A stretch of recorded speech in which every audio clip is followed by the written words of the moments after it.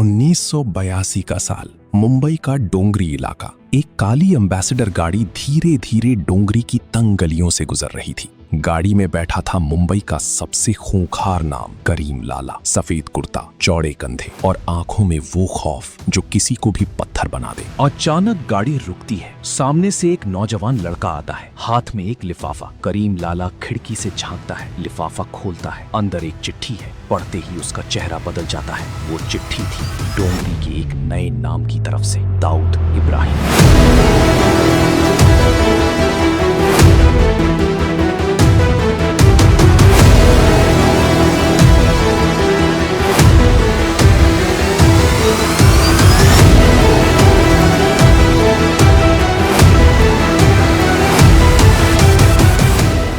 उन्नीस 1920 का दशक, अफगानिस्तान का कुनार प्रांत, पहाड़ों से घिरा एक छोटा सा गांव। यहाँ पठान कबीलों का राज था, जहाँ ताकत ही कानून थी और कमजोर के लिए कोई जगह नहीं थी। इसी माहौल में एक लड़के का जन्म हुआ। नाम रखा गया करीम खान। बाद में दुनिया उसे करीम लाला के नाम से जानेगी। लड़कों को बचपन से ही दो चीजें सिखाई जाती थीं, वफादारी और ताकत। करीम बचपन से ही दोनों में माहिर था। 1930 के दशक में करीम लाला अपने कुछ पठान साथियों के साथ मुंबई पहुंचा। जेब में ना पैसे न जान पहचान, बस थी तो सिर्फ एक चीज, जिगर। मुंबई उस वक्त भी वैसी ही थी जैसी आज है। मौके देती है लेकिन आसानी से नहीं। करीम पहले कुछ महीने मजदूरी करता रहा, बंदरगाह पर माल उठाना, छोटे मोटे काम करना, लेकिन मजदूरी करना उसके स्वभाव में नहीं था। डोंगरी उस वक्त मुंबई का सबसे घना और सबसे खतरनाक इलाका था। यहाँ हर तरह के लोग रहते थे, व्यापारी, मजदूर और अपराधी। पठानों की एक पुरानी परंपरा थी, सूदखोरी, यानी लोगों को ब्याज पर पैसे देना। करीम ने यही धंधा शुरू किया। उसकी शर्तें सख्त थीं, वक्त पर पैसा वापस करो, नहीं तो नतीजे भुगतो। और नतीजे क्या होते थे ये डोंगरी का हर आदमी जानता था। 1940 के दशक तक करीम लाला डोंगरी का सबसे ताकतवर आदमी बन चुका था, लेकिन असली खेल अभी शुरू होना था। 1950 का दशक, करीम लाला डोंगरी का पठान सरदार हाजी मस्तान, तमिलनाडु से आया गोल्ड स्मगलर, और वरदराजन मुदलियार, साउथ मुंबई का तमिल डॉन। और करीम लाला,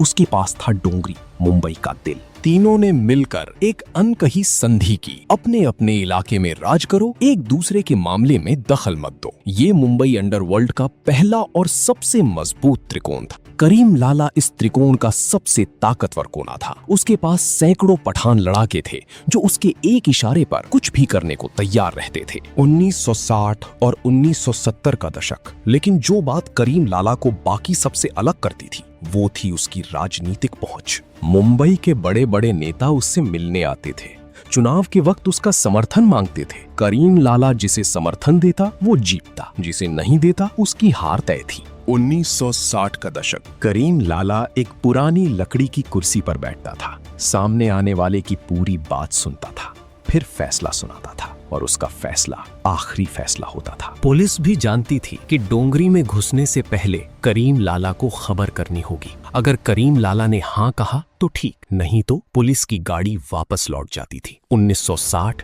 और 1970 का दशक, भारत में उस वक्त सोने पर भारी प्रतिबंध था। सरकार ने सोने की आयात पर रोक लगा रखी थी, लेकिन भारत में सोने की मांग हमेशा से थी। शादियां, त्योहार, गहने, ये मांग कहीं ना कहीं से पूरी होनी थी, और यहीं से शुरू हुआ मुंबई का सबसे बड़ा अवैध धंधा, गोल्ड स्मगलिंग। हाजी मस्तान इस धंधे का बादशाह था, और इस पूरे नेटवर्क में करीम लाला की भूमिका थी सुरक्षा। करीम लाला के पठान लड़ाके इस सोने की खेप की रखवाली करते थे। बंदरगाह से लेकर डोंगरी तक हर रास्ते पर उसके आदमी थे। इस गठजोड़ ने तीनों डॉन को अमीर बना दिया। करीम लाला, हाजी मस्तान और वरदराजन, तीनों की तिजोरियां भरने लगी। लेकिन पैसे के साथ साथ आई एक और चीज, रसूख। हाजी मस्तान फिल्मी दुनिया में घुस गया। वरदराजन ने साउथ मुंबई में अपनी पकड़ और मजबूत की, और करीम लाला, उसने अपनी पठान फौज और बड़ी की। अब उसके पास 500 से ज्यादा वफादार लड़ाके थे। लेकिन इस दौरान कस्टम अधिकारी भी सक्रिय हो गए। कई बार खेपें पकड़ी गईं,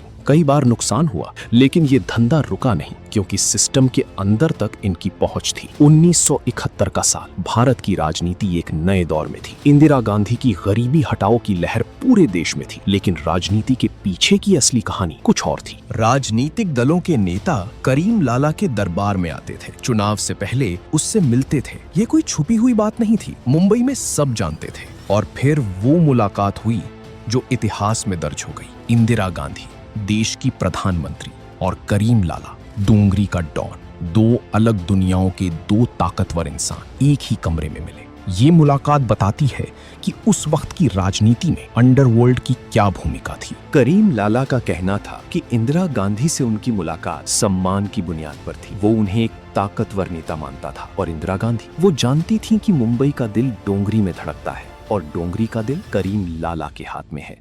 1970 के दशक के आखिर में मुंबई का अंडरवर्ल्ड बदलने लगा था। वो त्रिकोण जो कभी अटूट लगता था, करीम लाला, हाजी मस्तान और वरदराजन, उसमें दरारें पड़ने लगी। हाजी मस्तान की महत्वाकांक्षाएं बढ़ रही थीं। वो फिल्मी दुनिया में और गहरे उतर रहा था। उसका रहन सहन शाही हो गया था, फिल्मी हस्तियों के साथ उठना बैठना। लेकिन इस चमक दमक के पीछे उसकी जमीनी पकड़ कमजोर होती जा रही थी। वरदराजन मुदलियार का स्वास्थ्य बिगड़ने लगा था। एक कस्टम अधिकारी का बेटा जो बचपन से इन्हीं गलियों में खेला था, जो करीम लाला के साम्राज्य की नींव को देखकर बड़ा हुआ था और जो अब खुद एक साम्राज्य बनाना चाहता था। नाम था दाऊद इब्राहिम। 1970 के दशक के आखिर में दाऊद इब्राहिम डोंगरी की गलियों में अपनी पहचान बना रहा था। वो करीम लाला से बिल्कुल अलग था। करीम लाला पुराने जमाने का डॉन था, सामने से लड़ता था, खुलकर दिखता था। दाऊद चालाक था, शातिर था, पर्दे के पीछे से खेलता था। शुरुआत में दाऊद ने करीम लाला की छत्र छाया में काम किया, करीम लाला के नेटवर्क को समझा, उसके रास्तों को पहचाना, उसके दोस्तों और दुश्मनों की लिस्ट बनाई। करीम लाला ने दाऊद को एक होनहार लड़का समझा, उसे मौके दिए। लेकिन करीम लाला ये नहीं समझ पाया कि दाऊद उसका शागिर्द नहीं था, वो उसका उत्तराधिकारी बनना चाहता था और उत्तराधिकार के लिए उसे करीम लाला के साम्राज्य को तोड़ना होगा। 1980 के दशक की शुरुआत में दाऊद ने अपना अलग गैंग बना लिया। पश्तून पठानों के खिलाफ उसने मुंबई के स्थानीय लड़कों को इकट्ठा किया। ये एक नई फौज थी, तेज, बेरहम और आधुनिक तरीकों से लड़ने वाली। करीम लाला को जब ये खबर मिली तो उसने दाऊद को बुलाया। दोनों के बीच बातचीत हुई। करीम लाला ने दाऊद को समझाने की कोशिश की, लेकिन दाऊद के मन में जो तय हो चुका था वो बदलने वाला नहीं था। और तभी वो रात आई जिसका जिक्र इस कहानी की शुरुआत में हुआ था। वो काली एम्बेसडर, वो लिफाफा, वो चिट्ठी।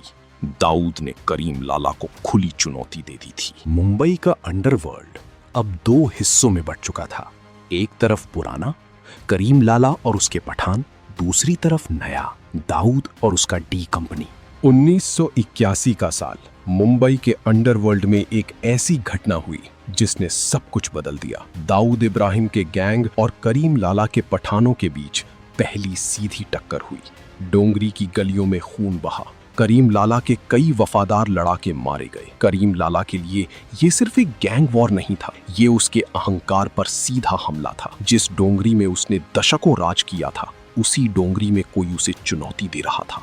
करीम लाला ने जवाबी कार्रवाई की। उसके पठान लड़ाकों ने दाऊद के गैंग पर हमले किए, लेकिन यही करीम लाला की सबसे बड़ी गलती थी।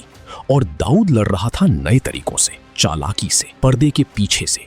दाऊद ने मुंबई पुलिस के कुछ अधिकारियों को अपनी तरफ कर लिया था। करीम लाला के खिलाफ कई मामले दर्ज होने लगे। पुलिस की छापेमारी बढ़ गई।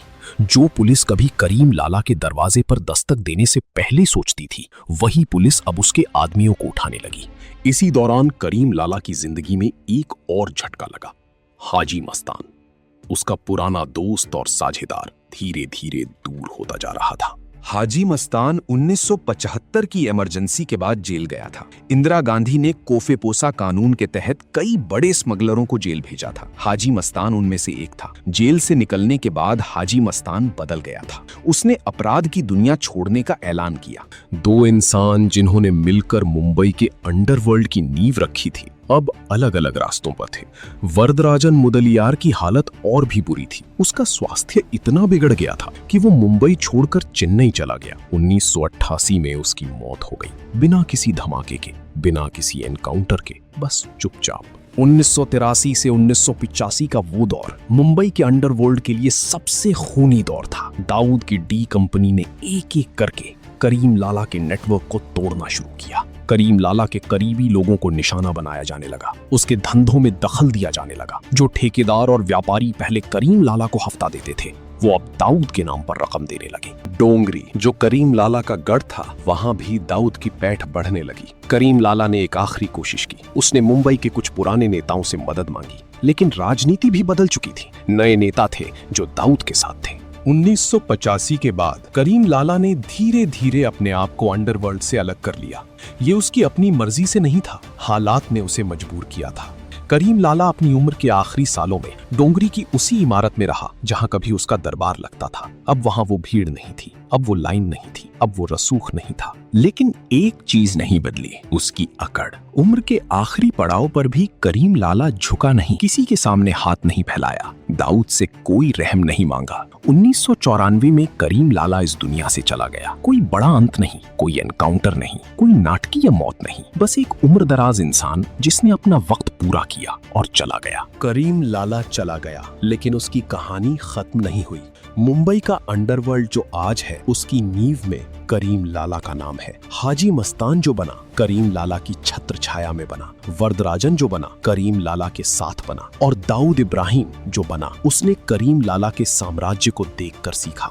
ये एक अजीब विरासत है। करीम लाला ने जो बनाया, उसे दाऊद ने तोड़ा, लेकिन दाऊद ने जो बनाया, वो करीम लाला के सिखाए हुए रास्तों पर बना। एक और बात जो करीम लाला को बाकी सब डॉन से अलग करती है, वो ये है कि उसे कभी गिरफ्तार नहीं किया गया, कभी कोर्ट में पेश नहीं किया गया, कभी जेल नहीं गया। पुलिस के पास उसके खिलाफ सबूत थे, लेकिन कभी केस नहीं बना। ये उसकी राजनीतिक पहुंच का सबसे बड़ा सबूत था। और इंदिरा गांधी वाली वो मुलाकात, वो आज भी एक ऐसा सवाल है जिसका जवाब इतिहास की किताबें नहीं देती। एक देश की प्रधानमंत्री और एक माफिया डॉन, वो मुलाकात क्या थी, क्यों हुई, क्या बात हुई? ये राज करीम लाला के साथ ही दफन हो गया। ये उस राजनीति की कहानी है जिसमें अपराध और सत्ता का रिश्ता इतना गहरा था कि देश की प्रधानमंत्री को एक डॉन से मिलना पड़ा। ये उस अंडरवर्ल्ड की कहानी है जिसकी नींव पर आज का मुंबई खड़ा है। लेकिन एक बात नहीं बदली, डोंगरी की उन तंग गलियों में आज भी बूढ़े लोग उसका नाम लेते हैं। आज भी उसकी कहानियां सुनाई जाती हैं। आज भी जब मुंबई के अंडरवर्ल्ड की बात होती है, करीम लाला का नाम सबसे पहले आता है। क्योंकि कुछ इंसान मरते नहीं, वो किंवदंती बन जाते हैं। और करीम लाला एक किंवदंती था, एक ऐसी किंवदंती जिसने अफगानिस्तान की मिट्टी से उठकर मुंबई के दिल पर अपना नाम लिखा। जय हिंद, जय भारत।